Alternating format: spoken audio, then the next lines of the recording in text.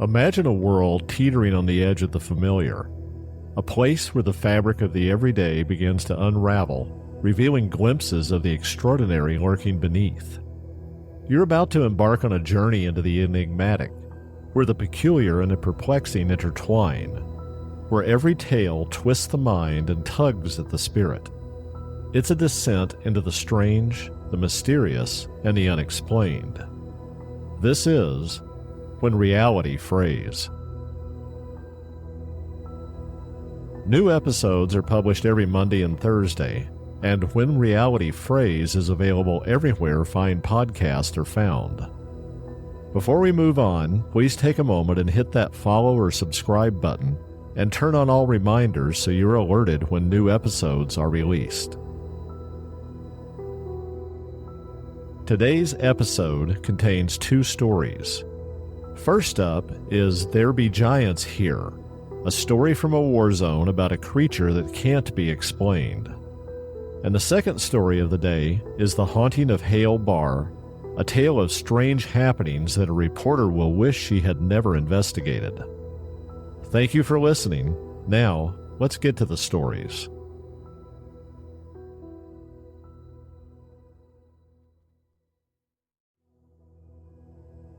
Since the dawn of armed conflict between humans, soldiers have returned from the battlefield with fantastic stories of unexplainable events.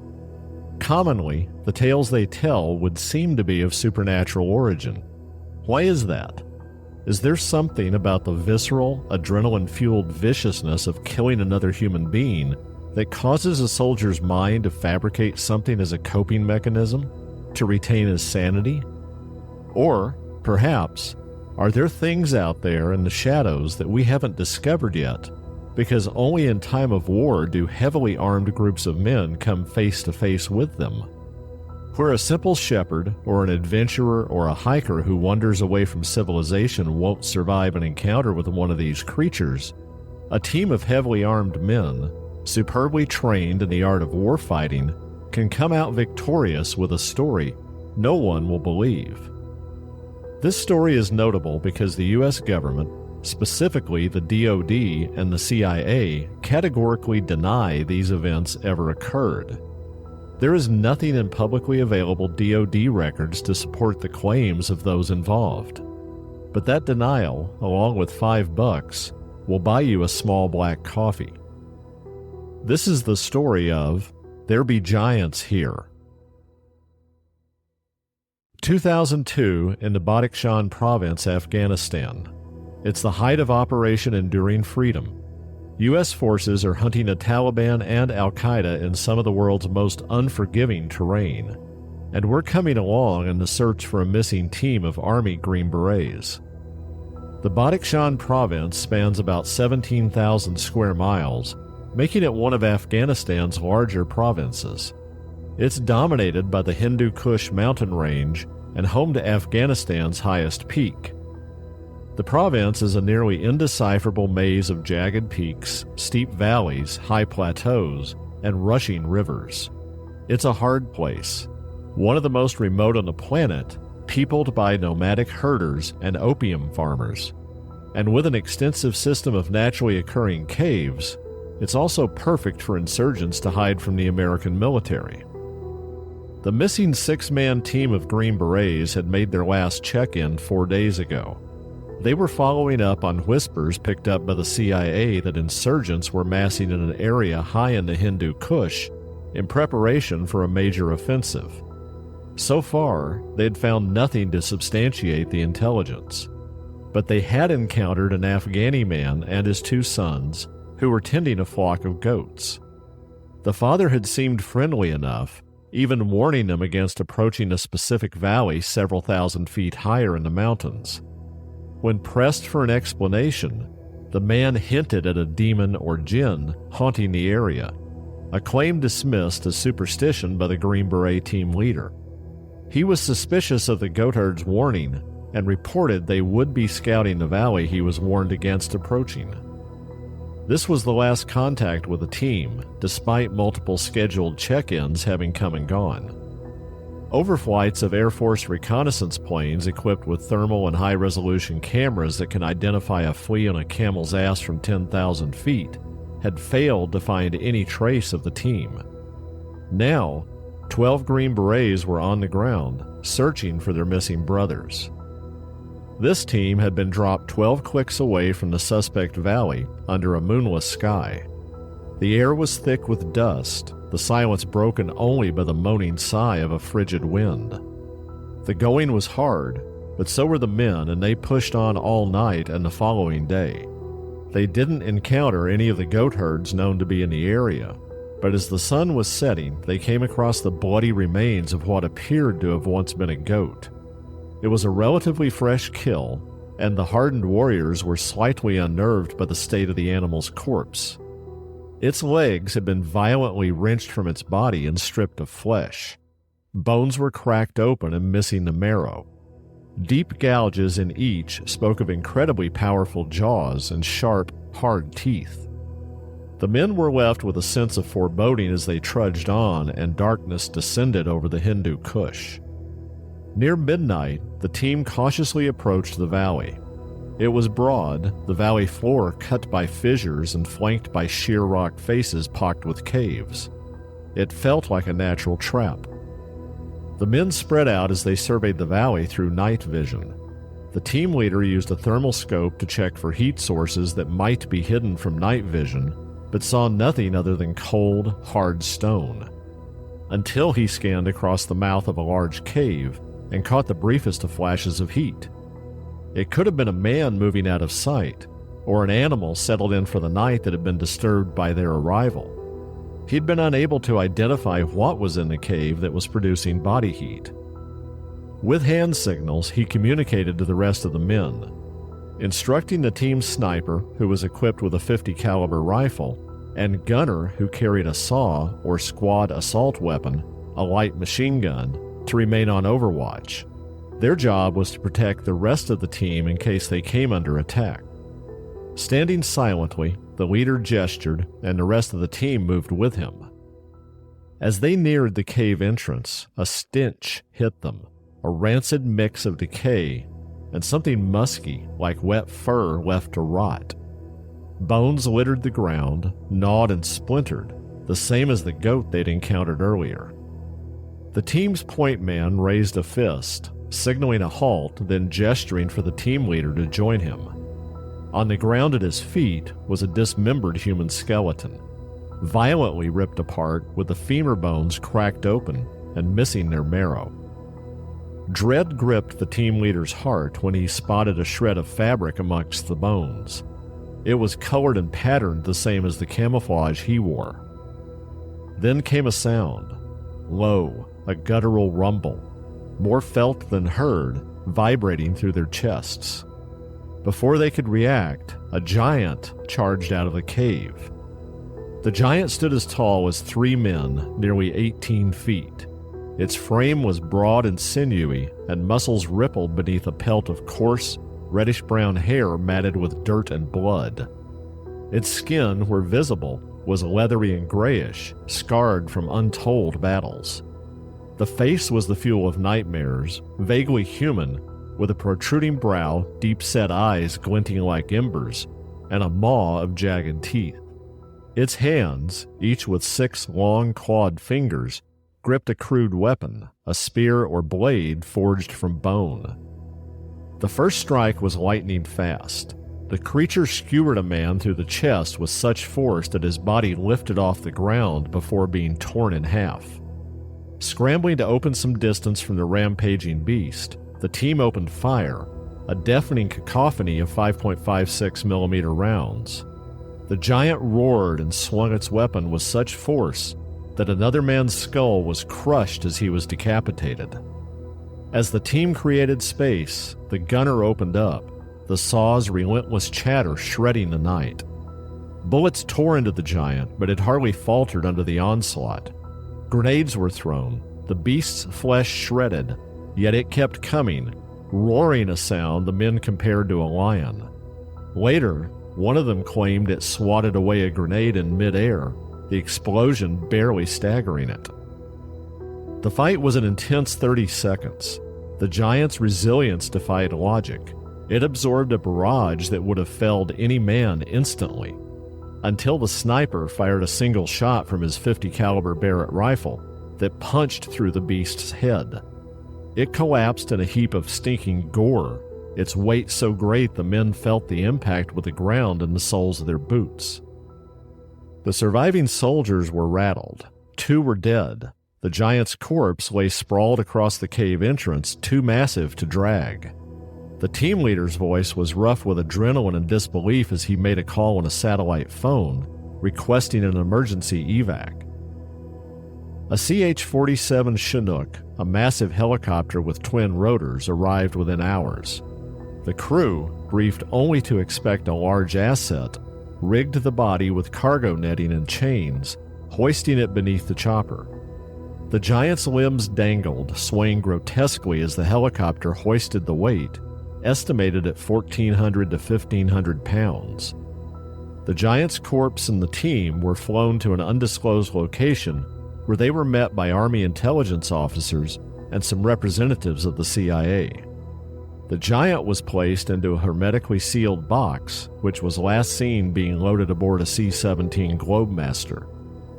The survivors of the Green Beret team and the Chinook's pilots and crew were held for several days in isolation before receiving a visit from a pair of unknown men, accompanied by an Army general whose uniform was missing the name tape. This never happened, they were told, then were required to sign multiple national security non-disclosure agreements, acknowledging they would be subject to immediate arrest and indefinite detention if they revealed anything they had experienced. The 2 soldiers who died in the fight with the giant were recovered, and their deaths attributed to enemy action, as were the deaths of the first team of Green Berets who had gone missing. The giant's remains? Unknown, but there are reports that the same C-17 that departed Afghanistan with the creature landed at Wright-Patterson Air Force Base the following day. That's as far as the trail goes. Is there any truth to this story? Consider that Afghani Pashtun have told tales for centuries of giant, hairy, man-like beings prowling the Hindu Kush. They are often linked to jinn or cursed warriors. The bones in the cave hint at a predator that had remained undisturbed until the war brought intruders into its home. Could such creatures hide in the dark, dusty corners of the world, waiting to be discovered? Or is it the fever dream of a soldier who's seen too much combat? Very likely, we'll never know the truth. Today's second story is the Haunting of Hale Bar. Clara Henshaw, a woman armed with a camera, a notebook, and a skepticism as sturdy as the concrete walls of the Hale Bar Dam. She arrives at this quiet marina, a speck on the Tennessee River, seeking stories of restless spirits and cursed waters. What she finds, however, is not merely a tale to scribble down, but a doorway, one that swings wide to a realm where the past refuses to drown, and the whispers of the dead are louder than the living. This is the story of the Haunting of Hale Bar. Clara Henshaw wasn't afraid of the dark, at least not until Hale Bar. At 32, she had spent a decade chasing the uncanny, her life a patchwork of dusty archives, sleepless nights, and half-finished coffee cups. She had written about poltergeists in Ohio farmhouses, spectral hitchhikers on empty Arizona highways, and the inexplicable whales of Louisiana bayous. Her readers, mostly enthusiasts on obscure forums, called her fearless. She called herself stubborn. A freelance writer with no roots, Clara lived out of a beat-up Toyota Corolla, a camera and notebook her only constant companions. Hale Bar Marina and Dam, nestled on Lake Nickajack in Tennessee, was her latest fixation, its legends tugging at her like a loose thread. In late October 2023, with autumn leaves blazing red and gold, she packed her gear and headed out of Nashville chasing whispers. The drive was quiet, the radio crackling with static as she wound through the hills. In preparation, she had researched the dam obsessively. Construction began in 1905, a grand vision to harness the Tennessee River's power. But the limestone bedrock betrayed it. It was porous, leaked relentlessly. Sudden floods due to structural failures claimed nearly 100 lives over the course of its construction and filling.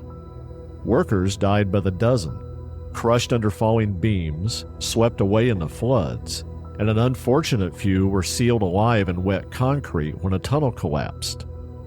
The locals blamed a Cherokee curse, tied to sacred land drowned by the rising waters. A chief, it was said, had stood on the bluffs in 1906, his voice thundering a vow that the river would never forgive.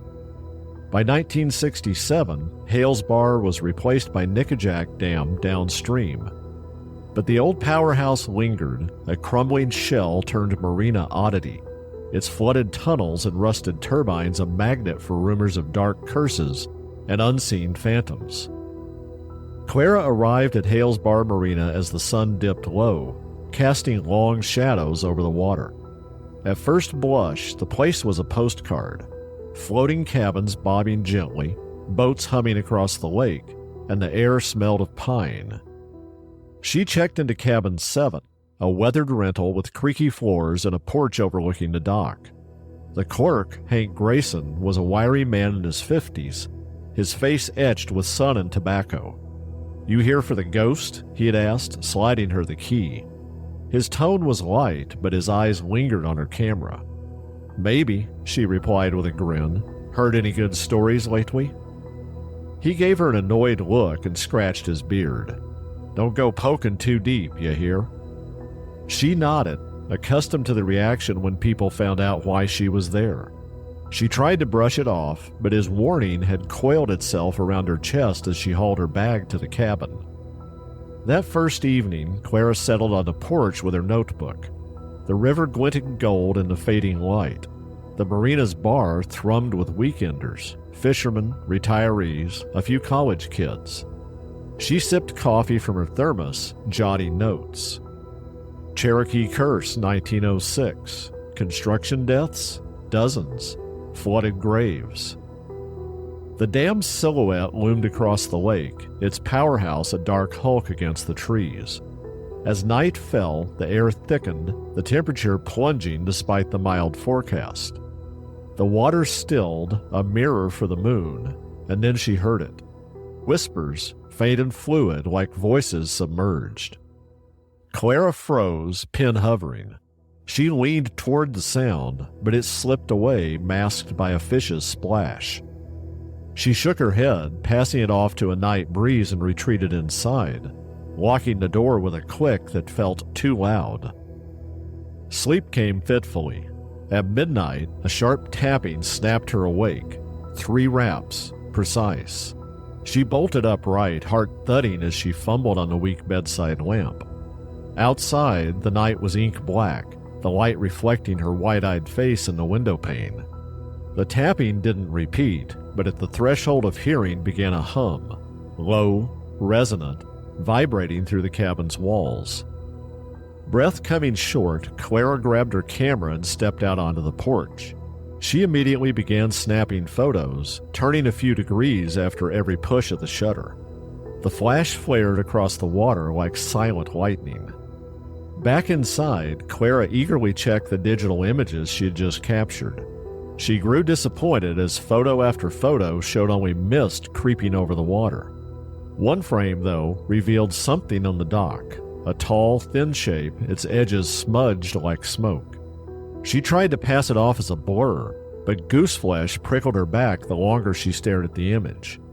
She zoomed in, but whatever it was dissolved into noise. "Imagination," she whispered. Morning brought clarity, or so she thought. Over coffee, Clara reviewed her notes and photos, the blurry figure gnawing at her skepticism. She decided to explore the powerhouse. Hank had mentioned guided tours, but she preferred solitude. At the marina office, she flashed a smile and a $20 bill, coaxing him into lending her a key. "Bring it back by dusk," he said sharply. And don't be messing around in the lower levels. They've been flooded since '67, and things move down there that shouldn't.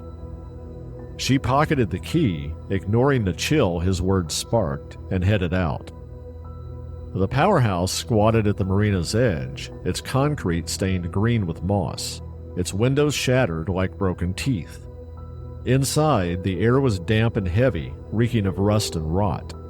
Clara's flashlight swept over relics of the past. Rusted turbines, tangled cables, walls scrawled with graffiti. They see you in red. Get out in black. She descended a spiral staircase to the turbine level and shined her light at the inky surface that hid the flooded depths below. The stories rushed back, workers trapped in collapsing tunnels, their screams swallowed by cement. Cherokee burial grounds flooded as the water rose. Bodies that shouldn't have been disturbed were washed downstream. The chief at the time claimed their spirits had been released and were angry at being condemned to roam the river for eternity. Clara's flashlight flickered, old batteries, she told herself, but a shadow darted across the wall, sharp and human. "Hello?" she called, her throat constricting. Silence answered, but the air turned icy, prickling her arms. She snapped a photo, the flash illuminating the room. For a heartbeat, it revealed a figure on the catwalk above, the briefest of impressions of a gaunt, eyeless face, the head tilted as if listening. Clara whipped up her flashlight, but the catwalk was bare. Pulse pounding, she climbed up to the catwalk. The metal groaned, threatening to collapse and carry her to her own watery demise, but she persisted. Reaching the catwalk, she stared in disbelief at a pair of wet footprints. She knelt to photograph them, her light blinking out before she could. Darkness crashed over her, thick and alive. Whispers surged in the dark, a cacophony of voices, urgent and pleading, punctuated by an occasional scream that ignited a visceral terror within Clara. Hands trembling, she brought out her phone as the whispers became a wail. The key Hank had let her borrow inadvertently came with it, falling into the water below with an unnaturally loud plop. Clara fumbled with the phone, desperate for light. Something grabbed her arm, something colder than ice. Clara screamed and stumbled back, dropping her phone. "Who's there?" she shouted, voice breaking. The wail stopped, replaced by a hissed command. "Leave." Panic clawed at her throat, and her heart threatened to beat out of her chest. She groped along the railing, blind and gasping, until she reached the stairs and fled upward. Exiting the power station, she didn't break stride, just ran for the marina's lights, which were like a beacon of safety to her. Back in cabin 7, Clara barricaded the door with a chair and sank onto the bed, shaking. The cold touch lingered, and she could barely breathe when she saw a faint handprint where she had been touched. A handprint the size of a child. Sleep impossible, she watched the window as mist thickened over the lake. At 3 a.m., the tapping returned, slower now, deliberate, circling the cabin. She clutched her camera, too afraid to look until dawn broke, gray and heavy with the promise of rain. She checked out at first light, avoiding Hank's gaze. "Lost the key," she muttered, shoving some cash into his hand. He studied her pale face, then nodded. "Happens," he said, but his eyes flicked to the powerhouse. Driving away, Clara glanced in her rearview mirror. The marina faded, serene in the morning haze, the powerhouse a silent sentinel. She exhaled, tension easing, until she saw her notebook on the passenger seat. It lay open to a blank page, now scrawled with jagged words. "We stay." Her stomach dropped. She swerved, nearly clipping a guardrail. Screeching to a stop, she snatched the notebook off the seat and flung it into the back seat. Safely home in Nashville, Clara burned the notebook. She refused to write about her experience at Hale's Bar, instead moving on to a Maine lighthouse story. But Hale's Bar wouldn't release her. At night, she could hear the wind carry whispers, her name, soft and insistent. Dreams drowned her in dark water. small hands tugging at her ankles. One morning, she woke to find her Nikon on the nightstand, lens cap off, though she had boxed it away. The memory card held a new photo, the powerhouse at dusk, mist curling over the dock, and a cluster of shadowy, child-sized figures. Clara burned the card in her sink, the plastic curling black. She sold the camera, quit freelancing, and took a job at a small local newspaper covering zoning laws and bake sales. Something safe, something mundane. Months passed and life returned to normal for Clara, until a package with no return address arrived. Inside was the key she lost inside the power station, rusted and wrapped in a yellowed newspaper clipping from 1910. Dam claims another, boy 8, lost in flood. Clara Henshaw thought she could leave Hale's Bar behind, pick up her fears, trade her camera for a desk job, and silence the echoes of that haunted place. But the river, it seems, has a memory longer than any notebook, and its tenants, those lost souls of concrete and flood, followed her, not in body, but in shadow and whisper. A reminder, perhaps, that some doors are better left closed. The stories presented are inspired by true events. Names may have been changed for privacy reasons. New episodes of When Reality Frays are uploaded every Monday and Thursday. If you're enjoying the journey into the strange, the mysterious, and the unexplained, be sure to press that follow or subscribe button and turn on all reminders so you're alerted whenever an episode drops. Until next time, thank you for listening to When Reality Frays.